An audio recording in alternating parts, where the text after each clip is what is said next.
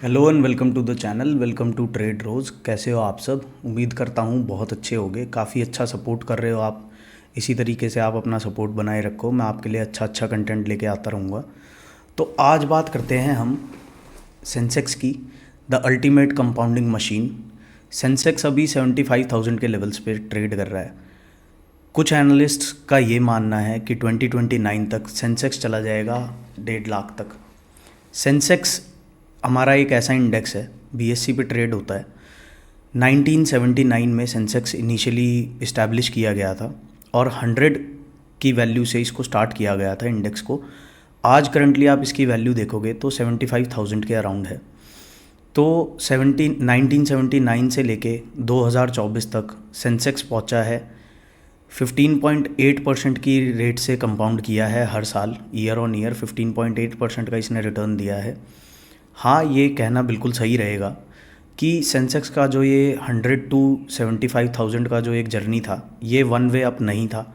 बीच में बहुत सारे हमारे ऐसे ऐसे मेल्टडाउन्स आए जहाँ पर इसको भी, इंडेक्स को भी काफ़ी तगड़ी बीटिंग देखनी पड़ी।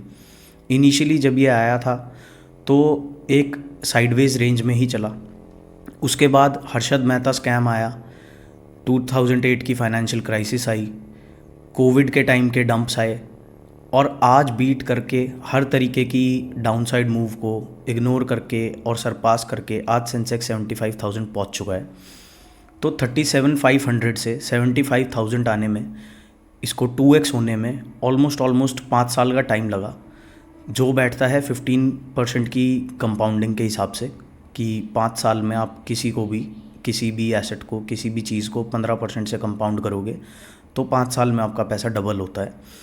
सिमिलर ही अगर हम सोचते हैं कि 2029 तक हमें सिमिलर रेट ऑफ रिटर्न देगा सेंसेक्स, तो करंटली जो 75,000 पे ट्रेड कर रहा है वो 1.5 लैक्स तक चला जाएगा। बट अब कुछ लोग ये बोलेंगे कि भाई अब मार्केट कैपिटलाइजेशन सेंसेक्स की इतनी बढ़ चुकी है कि अब इसको और ज़्यादा बूस्ट करने में, मतलब 37,500 से 75 आने में जितना ईजी था उतना ईजी 75 से 1.5 लाख तक जाने में नहीं होगा। ये बात बिल्कुल ठीक है। बट जिस हिसाब से हमारा रिटेल पार्टिसिपेंट आ रहा है, म्यूचुअल फंड्स का अगर डेटा हम देखेंगे तो 2020 मार्च तक म्यूचुअल फंड्स की जो मंथली एसआईपी इनकमिंग थी वो 8,000 करोड़ के आसपास थी। आज की डेट में इसको हम देखेंगे तो ये 19,000 करोड़ है। तो इतना तगड़ा रिटेल पार्टिसिपेशन जो आ रहा है, एफआईआईज को भी बीट कर रहे हैं हमारे डीआईआईज। तो अगर सेम रहता है, अगर आप डीमैट अकाउंट्स का भी डेटा देखोगे तो डीमैट अकाउंट्स हमारे कोविड तक 2020 तक टोटल डीमैट अकाउंट्स जो थे वो 40 मिलियन थे। आज टोटल डीमैट अकाउंट्स 150 मिलियन है। तो काफ़ी तगड़ा इसमें 3 फोल्ड इंक्रीज़ आया है और सिमिलर ही पार्टिसिपेशन रहेगा, क्योंकि अब जितने भी इन्वेस्टर्स या ट्रेडर्स हैं वो सब अपना पैसा इन्वेस्ट करके खुश हैं। सेविंग्स रेट बढ़ रहा है, सेविंग्स रेट नहीं बढ़ रहा है मतलब, बट इन्वेस्टमेंट के लिए लोग अपने पॉकेट से पैसा निकालना स्टार्ट कर रहे हैं और वो भी समझ रहे हैं कि लॉन्ग टर्म की क्या इंपॉर्टेंस होती है और लॉन्ग टर्म में किस तरह चीज़ें उनके फेवर में रहेंगी। तो अगर आप इन्वेस्टेड नहीं हो और आपको इन्वेस्ट करने के बारे में सोचना है तो आप एक सिंपल फंडा ये भी लेके चल सकते हो कि भाई 15% के रिटर्न मुझे जहाँ मिल जाएंगे, that is a good and healthy investment for me in the long run. तो लॉन्ग रन के लिए आप अपना कोई भी अच्छा म्यूचुअल फंड का स्कीम आइडेंटिफाई कर सकते हो, कोई भी अच्छा स्मॉल केस आइडेंटिफाई कर सकते हो जहाँ पर आपको 15% या उससे ज़्यादा का रिटर्न एनुअली मिल जाए। और आप 2029 तक जब सेंसेक्स 1.5 लाख हो, इस चीज़ की कोई सर्टेनिटी नहीं है कि 1.5 लाख होगा ही होगा, बट 2029 में नहीं होगा तो 31 में होगा।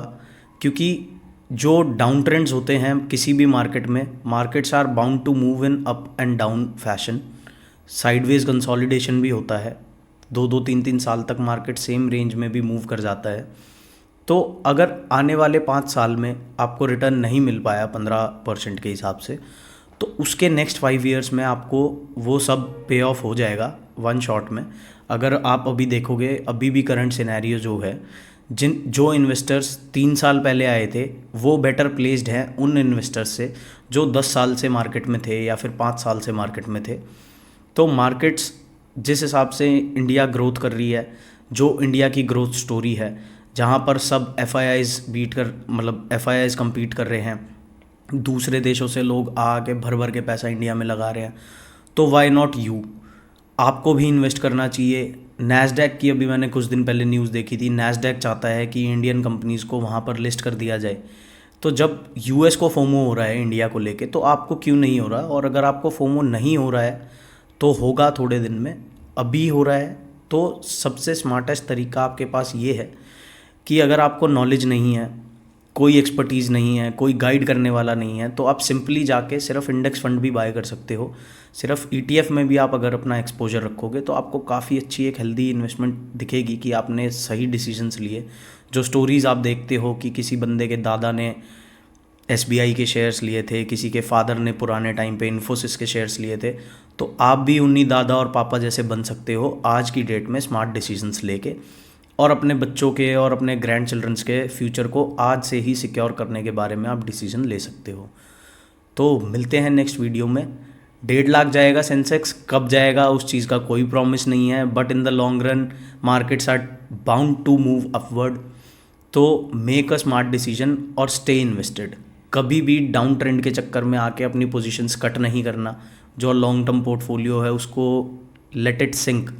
लॉन्ग टर्म में अगर कोई चीज़ आपने ले रखी है और वो अगर आपके प्राइस से नीचे जाती है तो आपको खुश होना चाहिए। अगर आपने 100 रुपये पे कोई चीज़ लिया और वो 50 की मिल रही है आपको, या फिर 70 की मिल रही है, और आपको वो वैसे भी इन एनी केस 10 साल तक होल्ड करनी थी, तो वहाँ पर आप अपना और एक्सपोजर बढ़ाओ। बट बहुत कैलकुलेशन से, बहुत सोच समझ के डिसीजन लेने होते हैं। पेनी स्टॉक्स में, पंप एंड डंप स्कीम्स में, इन सब को साइड करके एक सेफ इन्वेस्टमेंट, लॉजिकल इन्वेस्टमेंट आप किसी भी अच्छे इंडेक्स फंड में, म्यूचुअल फंड में, या किसी भी अच्छे स्मॉल केस में कर सकते हो। उसको अपनी प्रायोरिटी रखो। In the long run you will make it big. Bye bye, जय श्री राम।